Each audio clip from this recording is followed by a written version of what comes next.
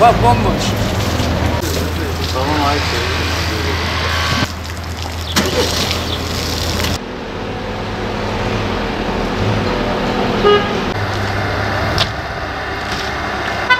Bizim de geldik.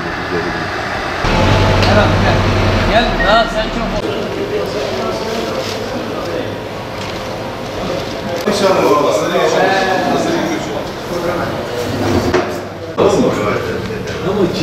Motorun içinden plastik boru vereceksin.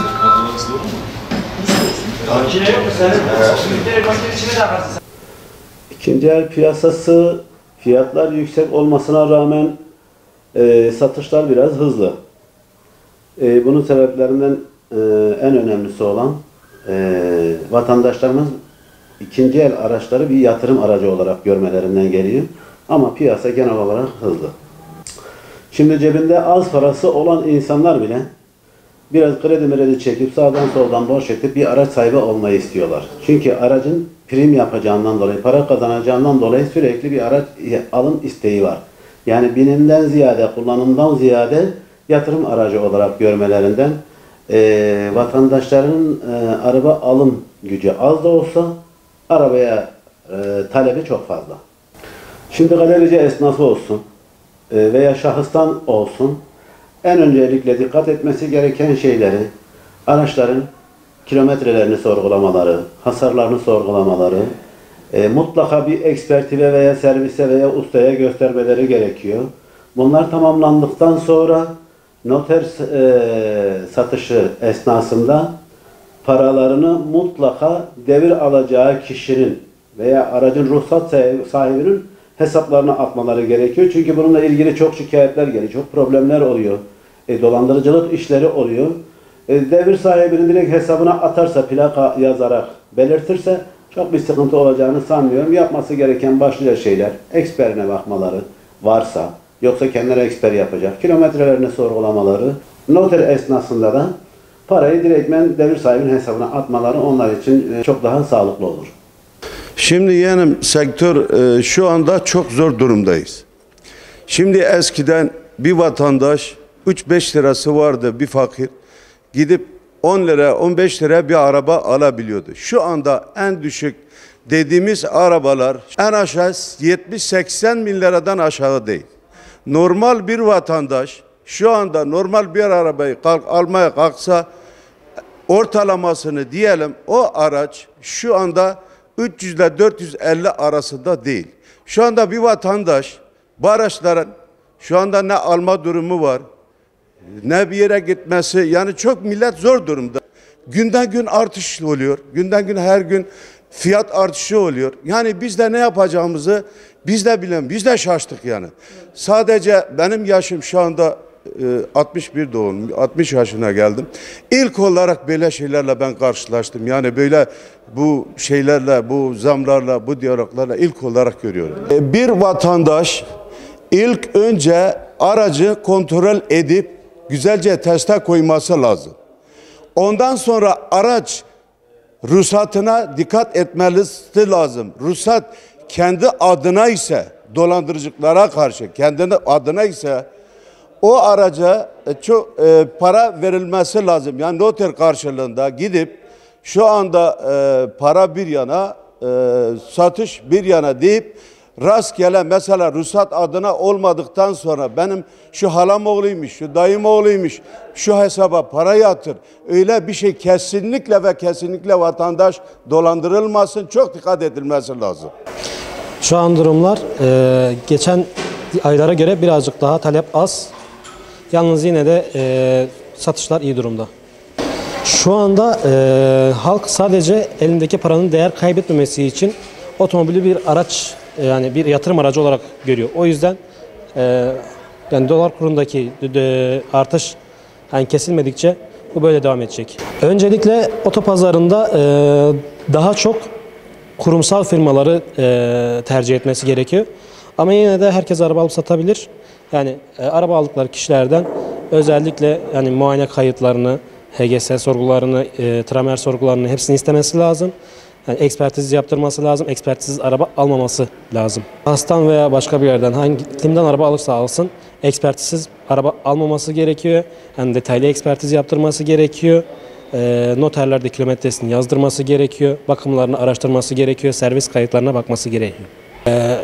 Aracı kimden alıyorsanız parayı onun hesabına atmanız gerekiyor. Yani alıcı ve satıcı arasında en azından bir bağlantı olması gerekiyor. Devir sahibi dışında kimseye para atılmaması gerekiyor. Yani aksi bir durumda arabanın sahibinden hak talep edebilmeniz gerekiyor. Şu an için şimdiye kadar ufak tefek oluyordu.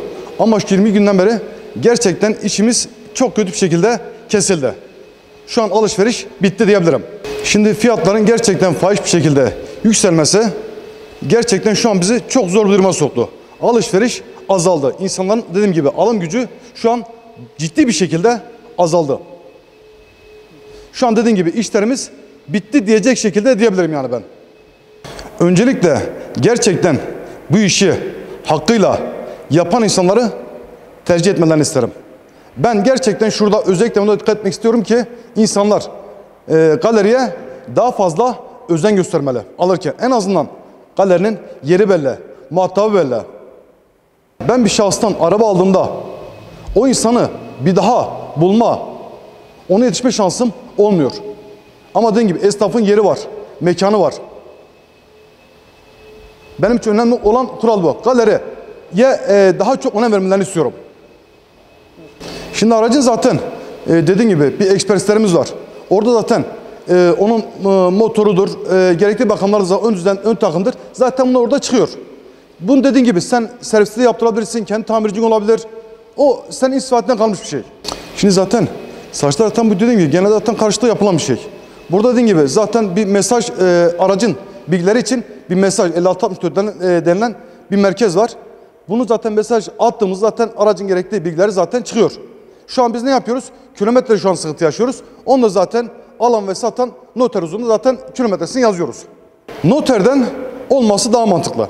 En azından benim girişim çıkışım, onun bana ne kadar para gönderdi, hangi araca ait, hangi araç adına ait plakaya ait olduğunu gördüğü zaman, o şekilde attığı zaman ben de mağdur olmam. O insanın hakkını her türlü benden arayabilir.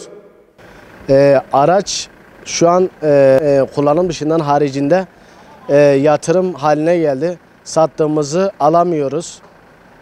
Günden güne piyasa yükseliyor. Biz bu konudan çok şikayetçiyiz. Yetkililerden bu konular yani bu piyasa hakkında çözümler istiyoruz.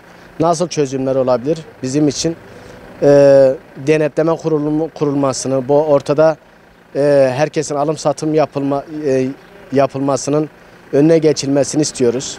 Şu an en kötü araba 300 bin liranın altında değildir.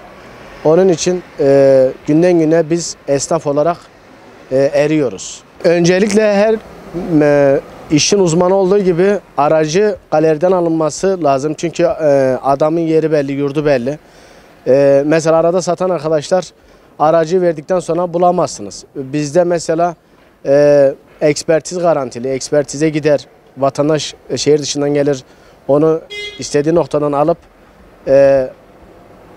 showroom'umuza getiriyoruz, aracımızı gösteriyoruz. Yani görerekten, gelerekten, beğenerekten alıyor bizden. Ama dışarıdan gelen bir adam mağdur olduğunda karşısına muhatap bulamıyor. Yani tabii ki galerilerden alınmasını ben tercih ediyorum araçların. Piyasanın altındaki arabalara hemen balık gibi atlamasınlar. Zaten her mal 3 aşağı 5 yukarı bellidir. Onun için kapora isteyen arkadaşlara kapora atılmamasını, şehir dışında gideceklere de sadece biletini veya işte oraya geleceğine dair bir belge ibraz etmeleri bence yeterli olur. Kaporaya gerek yok diye düşünüyorum. Tamam ait.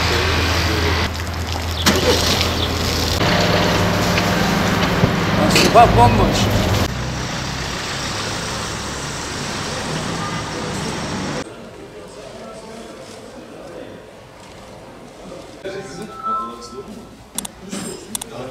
Sen makinenin içine de bakarsın sen.